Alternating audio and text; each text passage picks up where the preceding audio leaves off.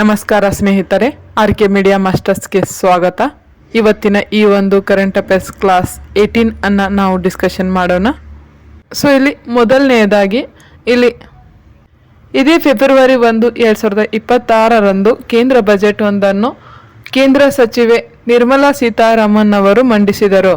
ಇನ್ನು ಈ ವರ್ಷದ 2026-27 ಕೇಂದ್ರ ಬಜೆಟ್ನ ಪ್ರಮುಖ ಅಂಶಗಳನ್ನು ನಾವು ಇಲ್ಲಿ ತಿಳಿಯುವುದಾದರೆ, ಇಲ್ಲಿ ಮೊದಲನೆಯದಾಗಿ ಲಿಥಿಯಂ ಅಯಾನ್ ಸೆಲ್ ತಯಾರಿಕಾ ವಲಯಕ್ಕೆ ನೀಡಿರುವ ತೆರಿಗೆ ವಿನಾಯಿತಿಗಳು ನಮ್ಮ ಭಾರತದ ಇಂಧನ ಮತ್ತು ತಂತ್ರಜ್ಞಾನದ ಕ್ಷೇತ್ರವನ್ನು ಬೆಳವಣಿಗೆಗೆ ಮಹತ್ವ ನೀಡುತ್ತಿದೆ. ಇನ್ನು ಈ ಒಂದು ಲಿಥಿಯಂ ಅಯಾನ್ ಸೆಲ್ಗೆ ಸಂಬಂಧಪಟ್ಟಂತೆ ನಮ್ಮ ದೈನಂದಿನ ಜೀವನದ ಎಲೆಕ್ಟ್ರಾನಿಕ್ ಸಾಧನಗಳಾದ ಸ್ಮಾರ್ಟ್ಫೋನ್, ಲ್ಯಾಪ್ಟಾಪ್ಗಳಿಂದ ಹಿಡಿದು ಆಧುನಿಕ ಎಲೆಕ್ಟ್ರಿಕ್ ವಾಹನಗಳ ಬ್ಯಾಟರಿಗಳವರೆಗಿನ ಎಲ್ಲದಕ್ಕೂ ಲಿಥಿಯಂ ಅಯಾನ್ ಸೆಲ್ಗಳೇ ಮೂಲ ಶಕ್ತಿಯಾಗಿವೆ. ಹಾಗಾಗಿಯೇ ಈ ಒಂದು ಕ್ಷೇತ್ರದ ಈ ಒಂದು ವಲಯದ ಮೇಲಿನ ತೆರಿಗೆ ವಿನಾಯಿತಿಯನ್ನು ಈಗ ಈ ಒಂದು ಕೇಂದ್ರ ಬಜೆಟ್ನಲ್ಲಿ ನೀಡಲಾಗಿದೆ. ಸಾಮಾನ್ಯವಾಗಿ ನಮ್ಮ ಭಾರತವು ಪ್ರಸ್ತುತ ಇವುಗಳ ಆಮದಿಗಾಗಿ ಹೆಚ್ಚಾಗಿ ಚೀನಾದ ಮೇಲೆಯೇ ಅವಲಂಬಿತವಾಗಿರುವುದು ನಾವು ಕಾಣುತ್ತೇವೆ. ಇನ್ನು ಲಿಥಿಯಂ ಅಯಾನ್ ಸೆಲ್ಗೆ ಸಂಬಂಧಪಟ್ಟಂತೆ ಇಲ್ಲಿ ಲಿಥಿಯಂ ಅಯಾನ್ ಬ್ಯಾಟರಿಗಳ ಮೇಲಿನ ಕಸ್ಟಮ್ಸ್ ಸುಂಕ ಇಳಿಕೆ ಕಸ್ಟಮ್ಸ್ ಡ್ಯೂಟಿ ಎಕ್ಸೆಂಪ್ಷನ್ ಕೂಡ ಕಡಿತಗೊಳಿಸಲಾಗಿದೆ. ಇನ್ನು ಈ ಒಂದು ವಲಯಕ್ಕೆ ಮಹತ್ವವನ್ನು ನೀಡುವ ಮೂಲಕ ಇಲ್ಲಿ 2070 ವೇಳೆಗೆ ನೆಟ್ ಜೀರೋ ಗುರಿ ತಲುಪುವ ಪಳೆಯುಳಿಕೆ ಇಂಧನಗಳಂತಹ ಇಲ್ಲಿ ಪೆಟ್ರೋಲ್ ಮತ್ತು ಡೀಸೆಲ್ ಬಳಕೆ ಕಡಿಮೆ ಮಾಡಿ ಗ್ರೀನ್ ಎನರ್ಜಿ ಹಸಿರು ಇಂಧನಕ್ಕೆ ಒತ್ತು ನೀಡಲು ಇದು ನಮ್ಮ ಭಾರತಕ್ಕೆ ಪೂರಕವಾಗಿದೆ. ಇನ್ನು ಲಿಥಿಯಂ ಅಯಾನ್ ಸೆಲ್ ಇವುಗಳನ್ನು ಪ್ರಮುಖವಾಗಿ ಎಲೆಕ್ಟ್ರಿಕ್ ವಾಹನಗಳಲ್ಲಿ ಬಳಸಲಾಗುತ್ತದೆ. ಹಾಗಾಗಿ ಇಲ್ಲಿ ಎಲೆಕ್ಟ್ರಿಕ್ ವಾಹನಗಳ ಒಟ್ಟು ಬೆಲೆಯಲ್ಲಿ ಸುಮಾರು 40% ವೆಚ್ಚ ಬ್ಯಾಟರಿಯಿಂದಲೇ ಆಗುತ್ತದೆ. ಹಾಗಾಗಿಯೇ ಈ ಒಂದು ಬಜೆಟ್ನಲ್ಲಿ ಈಗ ಬ್ಯಾಟರಿ ತಯಾರಿಕಾ ಅಗ್ಗವಾಗಲು ಈ ಒಂದು ಲಿಥಿಯಂ ಅಯಾನು ಸೆಲ್ಗಳ ತೆರಿಗೆ ವಿನಾಯಿತಿಯನ್ನು ನೀಡಲಾಗಿದೆ. ಇದರಿಂದ ಎಲೆಕ್ಟ್ರಿಕ್ ವಾಹನಗಳ ಬೆಲೆ ಕಡಿಮೆಯಾಗಿ ಇಲ್ಲಿ ಜನಸಾಮಾನ್ಯರಿಗೂ ಕೂಡ ಈ ಒಂದು ಎಲೆಕ್ಟ್ರಿಕ್ ವಾಹನಗಳನ್ನು ಖರೀದಿಸುವಂತಾಗಿ ಇಲ್ಲಿ ಒಂದು ಹಸಿರು ಇಂಧನ ಅಥವಾ ಗ್ರೀನ್ ಎನರ್ಜಿಗೆ ಇದು ಪೂರಕವಾಗಿದೆ. ಇನ್ನು ನೆಕ್ಸ್ಟ್ ಕರೆಂಟ್ ಅಫೇರ್ಸ್, ಇದು ಸೆಲ್ಫೋಸ್ ಅಥವಾ ಅಲ್ಯೂಮಿನಿಯಂ ಫಾಸ್ಫೇಟ್ ಪ್ರಾಶನದ ಚಿಕಿತ್ಸೆಯಲ್ಲಿ ಯಶಸ್ವಿಗೊಂಡಿರುವ ಚಂಡೀಗಢನ PGIMER ವೈದ್ಯರು ಈಗ ಜಾಗತಿಕ ಮಟ್ಟದ ಮಹತ್ವದ ಸಾಧನೆ ಮಾಡಿದ್ದಾರೆ. ಏನಿದು ಸೆಲ್ಫಸ್ ಎಂಬುದನ್ನು ನೋಡುವುದಾದರೆ, ಇಲ್ಲಿ ಸೆಲ್ಫಸ್ ಎಂಬುದು ಕೃಷಿಯಲ್ಲಿ ಧಾನ್ಯಗಳನ್ನು ಕೀಟಗಳಿಂದ ರಕ್ಷಿಸಲು ಬಳಸುವ ಒಂದು ಗುಳಿಗೆ. ಇದು ಗಾಳಿಯ ತೇವಾಂಶದೊಂದಿಗೆ ಬೆರೆತಾಗ ಅತ್ಯಂತ ವಿಷಕಾರಿಯಾದ ಫಾಸ್ಫರೈನ್ ಅನಿಲವನ್ನು ಇಲ್ಲಿ ಬಿಡುಗಡೆ ಮಾಡುತ್ತದೆ. ಈ ಒಂದು ಅನಿಲದ ವಿಷವು ದೇಹದ ಜೀವಕೋಶಗಳ ಶಕ್ತಿಯ ಕೇಂದ್ರವಾದ ಮೈಟೊಕಾಂಡ್ರಿಯಾವನ್ನು ನಾಶಪಡಿಸುತ್ತದೆ. ಹಾಗಾಗಿ ಈ ಒಂದು ಸೆಲ್ಫೋಸ್ ಎಂಬ ವಿಷಕಾರಿ ಅಂಶಕ್ಕೆ ಇಲ್ಲಿಯವರೆಗೆ ಯಾವುದೇ ಒಂದು ಆಂಟಿಡಾಟ್ ವಿಷ ನಿರೋಧಕ ಇರಲಿಲ್ಲ. ಹಾಗೂ ಈ ಒಂದು ಸೆಲ್ಫಸ್ ವಿಷ ಸೇವಿಸಿದವರಿಗೆ ನಾನು ಈಗಾಗಲೇ ನಿಮಗೆ ತಿಳಿಸಿದಂತೆ ಈ ವಿಷಯವು ದೇಹದ ಜೀವಕೋಶದ ಶಕ್ತಿಯ ಕೇಂದ್ರವಾದ ಮೈಟೊಕಾಂಡ್ರಿಯಾವನ್ನು ನಾಶಪಡಿಸುತ್ತದೆ. ಇದರಿಂದಾಗಿಯೇ ರೋಗಿಯು ಹೃದಯಾಘಾತ ಅಥವಾ ಬಹು ಅಂಗಾಂಗ ವೈಫಲ್ಯ ಸಂಭವಿಸಿ ಸಾವಿನ ಪ್ರಮಾಣ ಇಲ್ಲಿ 70-80% ಈ ಒಂದು ವಿಷಕಾರಿ ಅಂಶಕ್ಕೆ ಈಗ PGIMERನ ವೈದ್ಯರು ಎಕ್ಸ್ಮೋ ಇಲ್ಲಿ ಎಕ್ಸ್ಟ್ರಾ ಕಾರ್ಪೋರಲ್ ಮೆಂಬ್ರೇನ್ಸ್ ಆಕ್ಸಿಜನೇಷನ್ ಎಂಬ ತಂತ್ರಜ್ಞಾನದ ಮತ್ತು ಕೆಲವು ನಿರ್ದಿಷ್ಟ ಔಷಧೀಯ ವಿಧಾನಗಳನ್ನು ಬಳಸಿಕೊಂಡು ಹೊಸ ಚಿಕಿತ್ಸಾ ಕ್ರಮಗಳನ್ನು ಈ ಒಂದು ಸೆಲ್ಫೋಸ್ ವಿಷಕಾರಿ ಅಂಶಕ್ಕೆ ವಿಷ ನಿರೋಧಕ ಔಷಧಿಯೊಂದನ್ನು ಈಗ ಅಭಿವೃದ್ಧಿಪಡಿಸಿದ್ದಾರೆ. ನೆಕ್ಸ್ಟ್ ಕರೆಂಟ್ ಅಫೇರ್ಸ್, ಇದು ಕೂಡ ಕೇಂದ್ರ ಬಜೆಟ್ಗೆ ಸಂಬಂಧಪಟ್ಟಂತೆ ಇಲ್ಲಿ ಕೇಂದ್ರ ಹಣಕಾಸು ಸಚಿವೆ ನಿರ್ಮಲಾ ಸೀತಾರಾಮನ್ ಅವರು ಇದೇ 2026-27 ಕೇಂದ್ರ ಶಿಕ್ಷಣ ಬಜೆಟ್ ಒಂದರಲ್ಲಿ 5 ವಿಶ್ವವಿದ್ಯಾನಿಲಯ ಟೌನ್ಶಿಪ್ಗಳನ್ನು ಘೋಷಿಸಿರುವುದು ಇದು ಭಾರತದ ಉನ್ನತ ಶಿಕ್ಷಣ ವ್ಯವಸ್ಥೆಗೆ ಒಂದು ಹೊಸ ಬದಲಾವಣೆ ತರಲಾಗುತ್ತಿದೆ.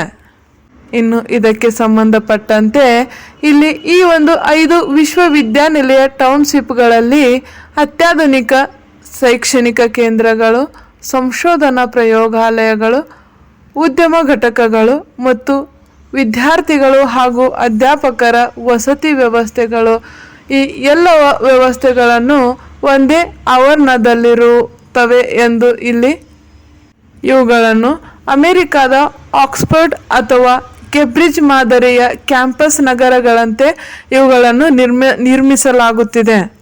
ಹಾಗಾಗಿಯೇ ಇಲ್ಲಿ ಈ 5 ಟೌನ್ಶಿಪ್ಗಳು ಅಂತಾರಾಷ್ಟ್ರೀಯ ದರ್ಜೆಗೆ ಏರಿಸಲು ಬೃಹತ್ ಮೊತ್ತವೊಂದನ್ನು ಮೀಸಲಿಡಲಾಗಿದೆ. ಅದರಲ್ಲಿಯೂ ಇಲ್ಲಿ ಪಬ್ಲಿಕ್ ಪ್ರೈವೇಟ್ ಪಾರ್ಟ್ನರ್ಶಿಪ್ ಎಂಬ ಕಾನ್ಸೆಪ್ಟ್ ಅಡಿಯಲ್ಲಿ ಸರ್ಕಾರವು ಖಾಸಗಿ ಕಂಪನಿಗಳೊಂದಿಗೆ ಕೈಜೋಡಿಸುವ ಮೂಲಕ ಈ 5 ವಿಶ್ವವಿದ್ಯಾನಿಲಯ ಟೌನ್ಶಿಪ್ಗಳನ್ನು ಅಭಿವೃದ್ಧಿಪಡಿಸಲಿದೆ. ಇನ್ನು ಈ ವಿಶ್ವವಿದ್ಯಾಲಯ ಟೌನ್ಶಿಪ್ಗಳ ಮೂಲಕ ಬ್ರೈನ್ ಡ್ರೈನ್ ತಡೆಗಟ್ಟುವಿಕೆ ಅಂದರೆ ಇಲ್ಲಿ ಉನ್ನತ ಶಿಕ್ಷಣಕ್ಕಾಗಿ ವಿದೇಶಕ್ಕೆ ಹೋಗುವ ವಿದ್ಯಾರ್ಥಿಗಳನ್ನು ಭಾರತದಲ್ಲಿಯೇ ಉಳಿಸಿಕೊಳ್ಳುವಂತೆ ಈ ಒಂದು 5 ಟೌನ್ಶಿಪ್ ವಿಶ್ವವಿದ್ಯಾನಿಲಯಗಳು ಕಾರ್ಯನಿರ್ವಹಿಸಲಿವೆ ಎಂದು ಈ ಬಜೆಟ್ ಮಂಡನೆಯ ಮೂಲಕ ಇಲ್ಲಿ ತಿಳಿಸಲಾಗಿದೆ. ಇನ್ನು ನೆಕ್ಸ್ಟ್ ಕರೆಂಟ್ ಅಫೇರ್ಸ್, ಇದು ಕೂಡ ಕೇಂದ್ರ ಬಜೆಟ್ಗೆ ಸಂಬಂಧಪಟ್ಟಂತೆ ಇದು ಕೂಡ ದಿವ್ಯಾಂಗತರ ಸಬಲೀಕರಣಕ್ಕಾಗಿ ಇಲ್ಲಿ ಹಣಕಾಸು ಸಚಿವೆ ನಿರ್ಮಲಾ ಸೀತಾರಾಮನ್ ಅವರು ಅತ್ಯಂತ ಮಾನವೀಯ ಮತ್ತು ತಾಂತ್ರಿಕ ಪ್ರಗತಿಯುಳ್ಳ ಯೋಜನೆಗಳನ್ನು ಘೋಷಿಸಿದ್ದಾರೆ. ಇನ್ನು ಈ ಬಾರಿಯ ಬಜೆಟ್ ಇದು ದಿವ್ಯಾಂಗತರಿಗೆ ಕೇವಲ ಧನ ಸಹಾಯಕ್ಕೆ ಸೀಮಿತವಾಗದೆ ಅವರ ದೈನಂದಿನ ಜೀವನವನ್ನು ಸುಗಮಗೊಳಿಸಲು ಆಧುನಿಕ ತಂತ್ರಜ್ಞಾನದ ಬಳಕೆಗೆ ಈ ಬಜೆಟ್ನಲ್ಲಿ ಹೆಚ್ಚಿನ ಆದ್ಯತೆಯನ್ನು ನೀಡಲಾಗಿದೆ. ಇನ್ನು ಇದಕ್ಕೆ ಸಂಬಂಧಪಟ್ಟಂತೆ ಇಲ್ಲಿ ಸ್ಮಾರ್ಟ್ ಸಾಧನಗಳು ಅಂದರೆ ಇಲ್ಲಿ ದೃಷ್ಟಿಹೀನರಿಗಾಗಿ AI ಆಧಾರಿತ ಸ್ಮಾರ್ಟ್ ಕನ್ನಡಿಗಳನ್ನು ಮತ್ತು ಶ್ರವಣ ದೋಷವುಳ್ಳವರಿಗಾಗಿ ಅತ್ಯಾಧುನಿಕ ಡಿಜಿಟಲ್ ಸಾಧನೆಗಳ ಅಭಿವೃದ್ಧಿಗೆ ಈ ಒಂದು ಸಂಶೋಧನಾ ಅನುದಾನ ನೀಡಲಾಗಿದೆ. ಇನ್ನು ಈ ಬಜೆಟ್ನಲ್ಲಿ ದಿವ್ಯಾಂಗತರಿಗೆ ಸಂಬಂಧಪಟ್ಟಂತೆ ಡಿಜಿಟಲ್ ಲಭ್ಯತೆಗಳನ್ನು ಅದರಲ್ಲಿಯೂ ಸರ್ಕಾರಿ ಸೇವೆಗಳು ಮತ್ತು ಶಿಕ್ಷಣದ ಅಪ್ಲಿಕೇಶನ್ಗಳು ದಿವ್ಯಾಂಗತರ ಸ್ನೇಹಿಯಾಗಿರುವಂತೆ ಮಾಡಲು ಹೊಸ ತಾಂತ್ರಿಕ ಮಾನದಂಡಗಳನ್ನು ಇಲ್ಲಿ ರೂಪಿಸಲಾಗಿದೆ. ಇನ್ನು ಅಂಗವಿಕಲರಿಗಾಗಿ ಈ ಒಂದು ಬಜೆಟ್ನಲ್ಲಿ ಕೃತಕ ಕೈಕಾಲುಗಳನ್ನು ತಯಾರಿಸುವಲ್ಲಿ ಅಂದರೆ ಇಲ್ಲಿ ನಮ್ಮ ಭಾರತವನ್ನು ಕೃತಕ ಅಂಗಾಂಗ ತಯಾರಿಕೆಗೆ ಜಾಗತಿಕ ಕೇಂದ್ರವನ್ನಾಗಿ ಮಾಡಲು ಸರ್ಕಾರ ಈಗ ಮುಂದಾಗಿದೆ. ಅದರಲ್ಲಿಯೂ ಮೇಕ್ ಇನ್ ಇಂಡಿಯಾ ಎಂಬ ಒಂದು ಕಾನ್ಸೆಪ್ಟ್ ಅಡಿಯಲ್ಲಿ ಉತ್ತಮ ಗುಣಮಟ್ಟದ ಮತ್ತು ಹಗುರವಾದ ಕೃತಕ ಕೈಕಾಲುಗಳನ್ನು ನಮ್ಮ ಭಾರತದಲ್ಲಿಯೇ ತಯಾರಿಸಲು ಈಗ ಉತ್ಪಾದನಾ ಘಟಕಗಳಿಗೆ ಉತ್ತೇಜನ ಕೂಡ ನೀಡಲಾಗಿದೆ. ಇನ್ನು ದಿವ್ಯಾಂಗತರಿಗೆ ಎಂದೇ ಇಲ್ಲಿ ಕೌಶಲ್ಯ ಅಭಿವೃದ್ಧಿ ಅಂದರೆ ವಿಶೇಷವಾಗಿ ಸ್ಕಿಲ್ ಇಂಡಿಯಾ ತರಬೇತಿ ಕೇಂದ್ರಗಳನ್ನು ಸ್ಥಾಪಿಸಿ ಅವರಿಗೆ IT, ಡೇಟಾ ಎಂಟ್ರಿ ಮತ್ತು ಕರಕುಶಲ ಕಲೆಗಳಲ್ಲಿಯೂ ತರಬೇತಿ ನೀಡಲಾಗುತ್ತದೆ ಎಂದು ಈ ಒಂದು ಕೇಂದ್ರ ಬಜೆಟ್ ಮೂಲಕ ತಿಳಿಸಲಾಗಿದೆ. ಇನ್ನು ವಿಶೇಷವಾಗಿ ಇವರಿಗೆ ಸಾಲದ ಸೌಲಭ್ಯ ಅಂದರೆ ಇಲ್ಲಿ ಸ್ವಂತ ಉದ್ಯೋಗ ಪ್ರಾರಂಭಿಸಲು ಇಚ್ಛಿಸುವ ದಿವ್ಯಾಂಗತರಿಗೆ ಅತಿ ಕಡಿಮೆ ಬಡ್ಡಿ ದರದಲ್ಲಿ ಮುದ್ರಾ ಮಾದರಿಯ ವಿಶೇಷ ಸಾಲ ಯೋಜನೆಗಳನ್ನು ಕೂಡ ಇಲ್ಲಿ ಘೋಷಿಸಲಾಗಿದೆ. ಹಾಗೆ ಇಲ್ಲಿ ಸುಗಮ್ಯ ಭಾರತ ಅಭಿಯಾನದ ವಿಸ್ತರಣೆಯ ಕೂಡ ಹಮ್ಮಿಕೊಳ್ಳಲಾಗಿದೆ.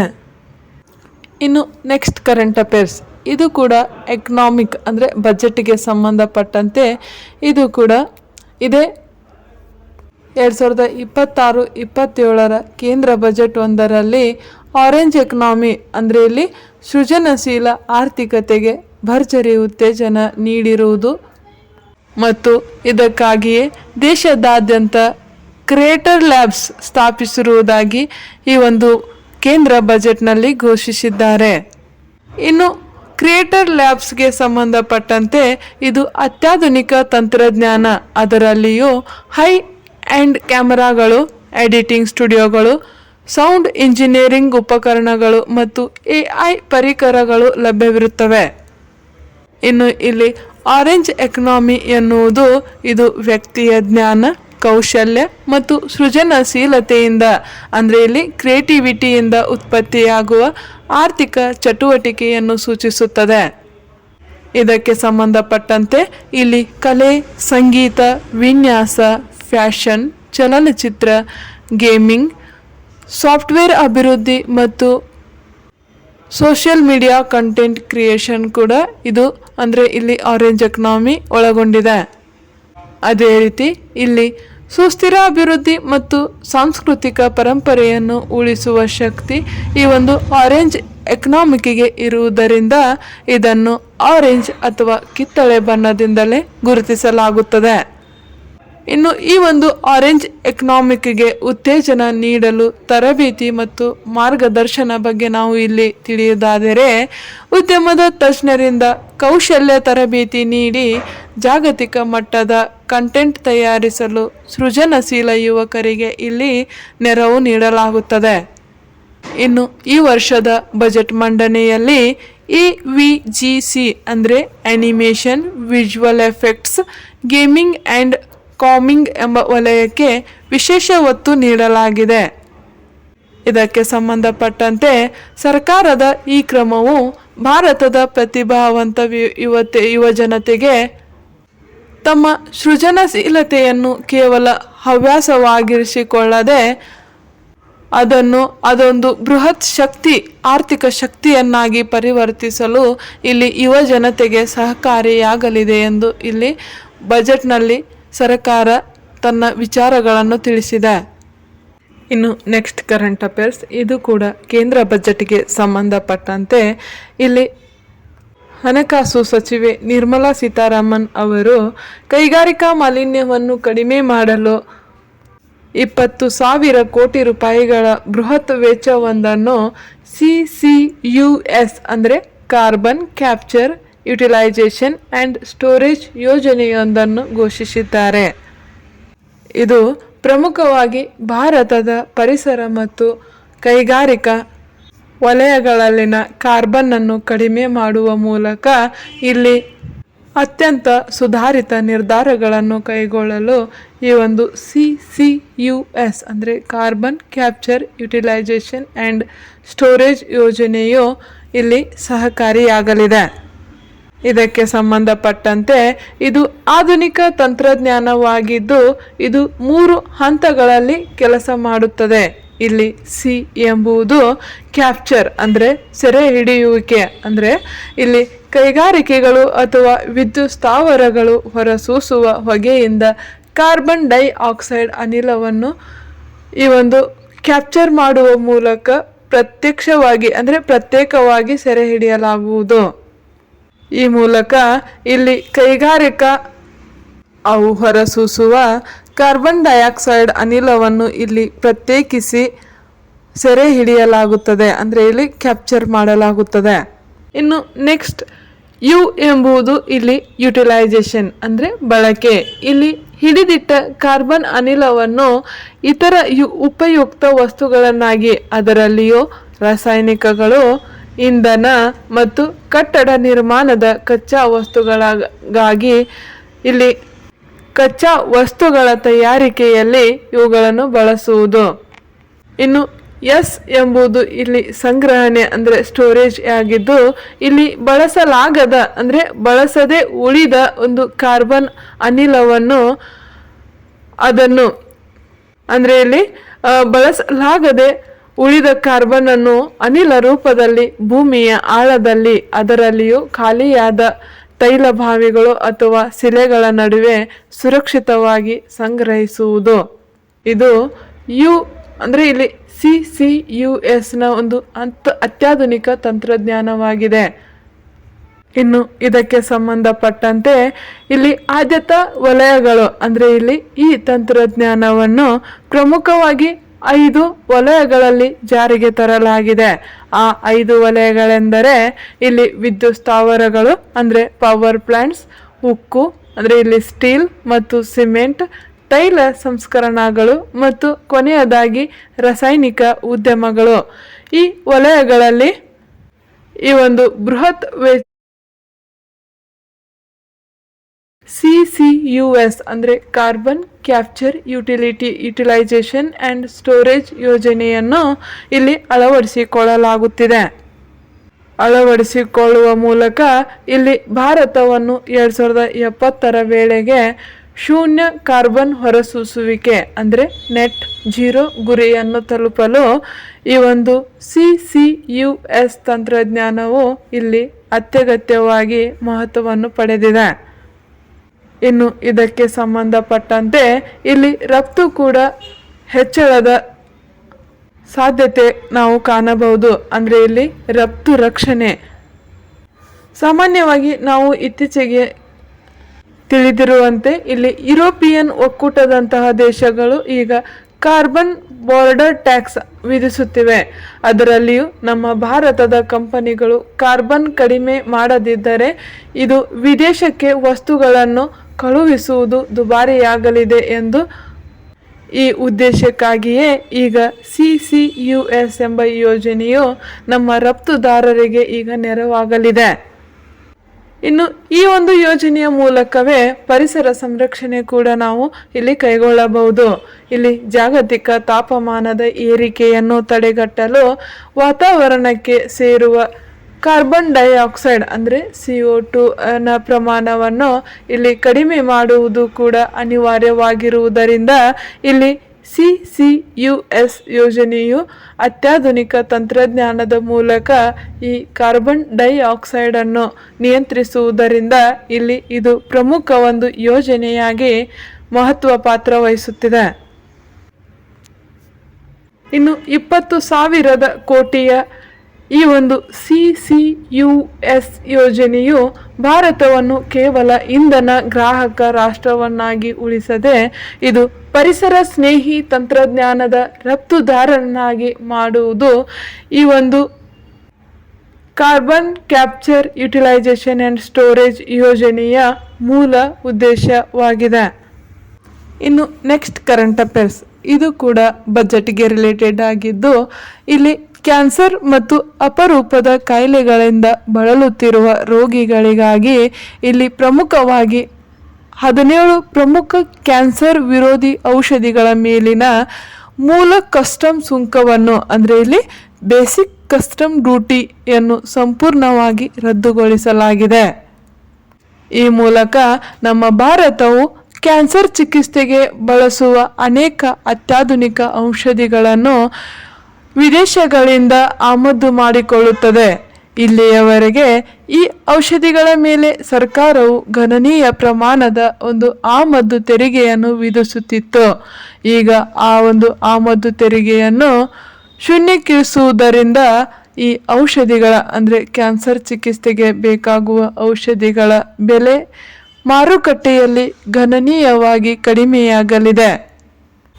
ಈ ಮೂಲಕ ಟಾರ್ಗೆಟೆಡ್ ಥೆರಪಿಗೆ ಸಂಬಂಧಪಟ್ಟಂತೆ ಕ್ಯಾನ್ಸರ್ ಕೋಶಗಳನ್ನು ಮಾತ್ರ ಗುರುತಿಸಿ ನಾಶಪಡಿಸುವ ಔಷಧಿಗಳು ಮತ್ತು ಇಮ್ಯುನೊಥೆರಪಿಗೆ ಸಂಬಂಧಪಟ್ಟಂತೆ ದೇಹದ ರೋಗ ನಿರೋಧಕ ಶಕ್ತಿಯನ್ನು ಹೆಚ್ಚಿಸಿ ಕ್ಯಾನ್ಸರ್ ವಿರುದ್ಧ ಹೋರಾಡಲು ಸಹಾಯ ಮಾಡುವ ಔಷಧಿಗಳ ಬೆಲೆ ಈಗ ಮಾರುಕಟ್ಟೆಯಲ್ಲಿ ಗಣನೀಯವಾಗಿ ಕಡಿಮೆಯಾಗಲಿದೆ. ಈ ಮೂಲಕ ಇಲ್ಲಿ ಕೇವಲ ಸುಂಕದ ರದ್ದತಿ ಮಾತ್ರವಲ್ಲದೆ ಇಲ್ಲಿ ಸ್ಥಳೀಯ ಉತ್ಪಾದನೆ ಅಂದರೆ ಇಲ್ಲಿ ಭಾರತದಲ್ಲಿಯೇ ಕ್ಯಾನ್ಸರ್ ಔಷಧಿಗಳನ್ನು ತಯಾರಿಸುವ ಕಂಪನಿಗಳಿಗೆ ಉತ್ತೇಜನ ನೀಡಲು ಇಲ್ಲಿ ನಿರ್ದಿಷ್ಟ ಕಚ್ಚಾ ವಸ್ತುಗಳ ಮೇಲಿನ ಸುಂಕನ್ನು ಕೂಡ ಕಡಿತಗೊಳಿಸಲಾಗಿದೆ. ಇನ್ನು ಸಂಶೋಧನೆಗೆ ಸಂಬಂಧಪಟ್ಟಂತೆ ಕ್ಯಾನ್ಸರ್ ಮತ್ತು ಜೆನೆಟಿಕ್ ಕಾಯಿಲೆಗಳ ಸಂಶೋಧನೆಗೆ ಹೆಚ್ಚಿನ ಅನುದಾನವನ್ನು ಈ ಒಂದು ಕೇಂದ್ರ ಬಜೆಟ್ನಲ್ಲಿ ಈ ಬಾರಿ ನೀಡಲಾಗಿದೆ. ಇನ್ನು ನೆಕ್ಸ್ಟ್ ಕರೆಂಟ್ ಅಫೇರ್ಸ್ ಕೂಡ ಇದು ಬಜೆಟ್ಗೆ ಸಂಬಂಧಪಟ್ಟಿದ್ದು, ಇಲ್ಲಿ ಹಣಕಾಸು ಸಚಿವೆ ನಿರ್ಮಲಾ ಸೀತಾರಾಮನ್ ಅವರು ಹೂಡಿಕೆ ಹಿಂಪಡೆಯುವಿಕೆ, ಡಿಸ್ಇನ್ವೆಸ್ಟ್ಮೆಂಟ್ ಮತ್ತು ಆಸ್ತಿ ನಗದೀಕರಣದ ಅಸೆಟ್ ಮಾನಿಟೈಸೇಷನ್ ಮೂಲಕ 80,000 ಕೋಟಿ ರೂಪಾಯಿಗಳನ್ನು ಸಂಗ್ರಹಿಸುವ ಗುರಿಯನ್ನು ಘೋಷಿಸಿದ್ದಾರೆ. ಈ ಮೂಲಕ ಇದು ಕಳೆದ ಸಾಲಿಗಿಂತ 185% ಹೆಚ್ಚಿನ ಗುರಿಯಾಗಿದೆ ಎಂದು ಇಲ್ಲಿ ತಿಳಿಯಲಾಗಿದೆ. ಇನ್ನು ಇದಕ್ಕೆ ಸಂಬಂಧಪಟ್ಟಂತೆ ಹೂಡಿಕೆ ಹಿಂಪಡೆಯುವಿಕೆ ಎನ್ನುವುದು ಇದು ಸರ್ಕಾರವು ತನ್ನ ಒಡೆತನದ ಸಾರ್ವಜನಿಕ ವಲಯದ ಉದ್ದಿಮೆಗಳ ಷೇರುಗಳನ್ನು ಖಾಸಗಿ ಹೂಡಿಕೆದಾರರಿಗೆ ಅಥವಾ ಸಾರ್ವಜನಿಕರಿಗೆ ಮಾರಾಟ ಮಾಡುವುದನ್ನು ಹೂಡಿಕೆ ಹಿಂಪಡೆಯುವಿಕೆ ಎನ್ನಲಾಗುತ್ತದೆ. ಇದರಿಂದ ಬರುವ ಹಣವು ಸರ್ಕಾರದ ತೆರಿಗೆ ಇಲ್ಲದ ಆದಾಯ ಅಂದರೆ ಇಲ್ಲಿ ನಾನ್ ಟ್ಯಾಕ್ಸ್ ರೆವಿನ್ಯೂ ಆಗಿರುತ್ತದೆ. ಇನ್ನು ಇಲ್ಲಿ ಮತ್ತೊಂದು ಕಾನ್ಸೆಪ್ಟ್ ಅಂದರೆ ಅದು ಆಸ್ತಿ ನಗದೀಕರಣ ಅಂದರೆ ಇಲ್ಲಿ ಅಸೆಟ್ ಮಾನಿಟೈಸೇಷನ್.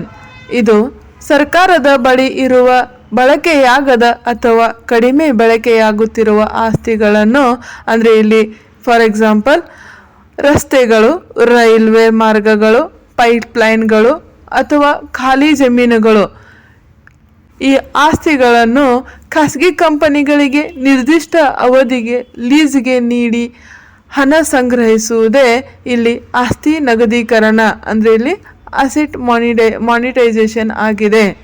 ಇಲ್ಲಿ ಮಾಲೀಕತ್ವ ಸರ್ಕಾರದ ಬಳಿಯೇ ಇರುತ್ತದೆ, ಆದರೆ ನಿರ್ವಹಣೆಯಿಂದ ಬರುವ ಆದಾಯವನ್ನು ಮುಂಗಡವಾಗಿ ಪಡೆಯಲಾಗುತ್ತದೆ.